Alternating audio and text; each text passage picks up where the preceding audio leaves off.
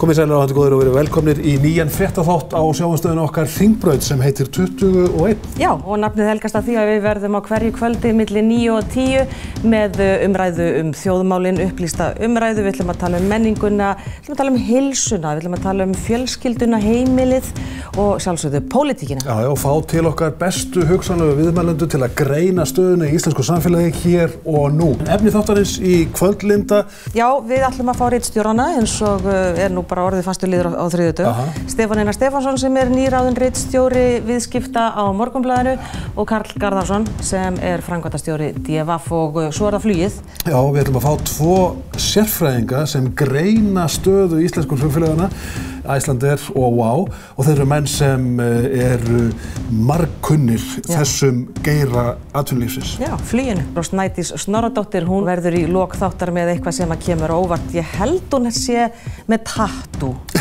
umfjöllun.